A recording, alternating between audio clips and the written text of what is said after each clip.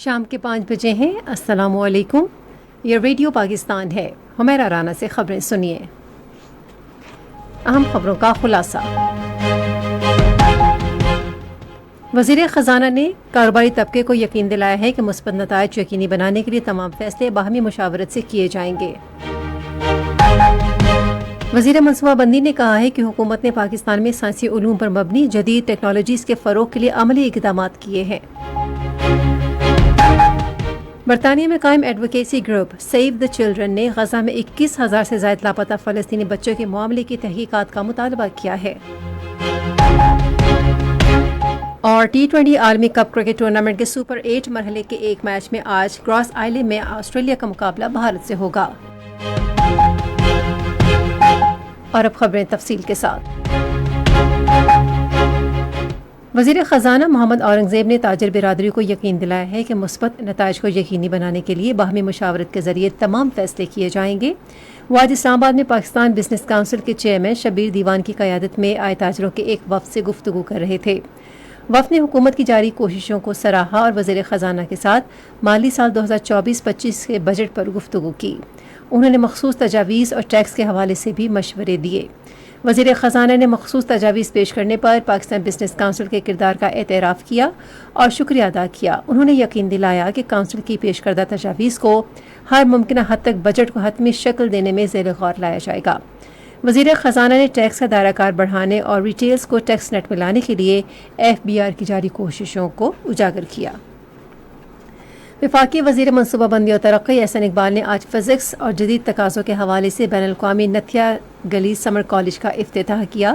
سمر college کا پاکستان کا ایٹمی توانائی کمیشن کی جانب سے 1976 سے ہر سال انعقاد کیا جا رہا ہے، جس کا مقصد سائنس کے علوم کو فروغ دینا ہے۔ اس موقع پر گفتگو کرتے ہوئے وفاقی وزیر نے کہا کہ بین الاقوامی نتھیا گلی سمر کالج نے بالخصوص فزکس کے میدان میں سائنسی سرگرمیوں کے آغاز کی روایت قائم کی ہے۔ کوانٹم سائنس کی تبدیلی کی طاقت کو تسلیم کرتے ہوئے انہوں نے کہا کہ حکومت نے کوانٹم ٹیکنالوجی کی ترقی کے لیے مؤثر اقدامات کیے ہیں۔ وفاقی وزیر نے کہا کہ ان منصوبوں کا مقصد کوانٹم سائنس کے محاذ پر پاکستان کی سائنسی اور تکنیکی استعداد کار میں اضافہ کرنا ہے۔ قومی اسمبلی نے آج اسلام آباد میں آئندہ مالی سال کے وفاقی بجٹ پر بحث جاری رکھی۔ بحث میں حصہ لیتے ہوئے شاہدہ رحمانی نے کہا کہ بجٹ میں خواتین کو بااختیار بنانے کے لیے کوئی اقدامات نہیں کیے گئے۔ میر غلام علی تالپور نے کہا کہ زراعت کا معاشی ترقی کی شرح میں انتہائی اہم کردار ہے۔ انہوں نے ٹریکٹرز، کھاد اور کیڑے مار ادویات سمیت زرعی مصنوعات پر ٹیکس عائد کرنے کی مخالفت کی۔ محمد اقبال خان نے کہا کہ ملک کو آگے بڑھانے کے لیے سمندری معیشت کی حقیقی استعداد کار سے استفادہ کیا جانا چاہیے۔ شیخ آفتاب احمد نے کہا کہ حکومت کی کوشش ہے کہ بجٹ کو اتفاق کے رائے سے منظور کرایا جائے۔ انہوں نے کہا کہ مسلم لیگ نون نے جمہوریت کے لیے قربانیاں دی ہیں۔ محمد عثمان بادینی نے کہا کہ ملکی مسائل کا حل سود پر مبنی مالیاتی نظام کے خاتمے میں مثمر ہے۔ انہوں نے کہا کہ صوبہ بلوچستان کی ترقی کے لیے خصوصی اقدامات کیے جانے چاہیے۔ عبدالقادر گیلانی نے جنوبی پنجاب کے قیام کا مطالبہ کیا۔ انہوں نے کہا کہ جنوبی پنجاب کو ترقی میں اس کا حصہ ملنا چاہیے۔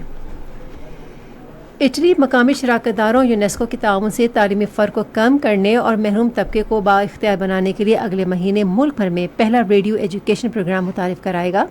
پاکستان میں اٹلی کی سفیر میریلینا آرمیلن نے ان خیالات کا اظہار APP کو انٹرویو دیتے ہوئے کیا۔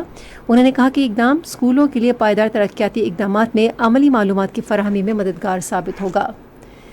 اسرائیل نے گزشتہ 8 ماہ کے دوران غزہ کے محصور علاقے میں 37,500 سے زائد فلسطینیوں کو شہید کیا ہے، جن میں نصف بچے ہیں۔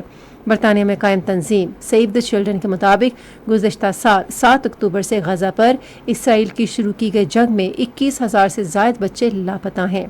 سیو دا چلڈرن نے غزہ کے لاپتہ بچوں کے حوالے سے تحقیقات کرنے کا بھی مطالبہ کیا۔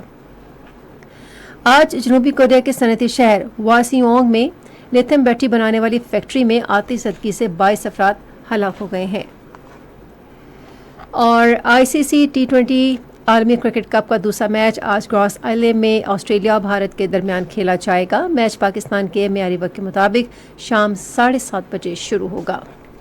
اسی کے ساتھ خبریں ختم ہوئیں۔ مزید خبروں اور تجزیوں کے لیے آئیے ہماری ویب سائٹ پر radio.gov.pk اور فیس بک کے link radio Pakistan news official پر براہ راست ویڈیو سٹریمنگ بھی ملاحظہ کیجیے۔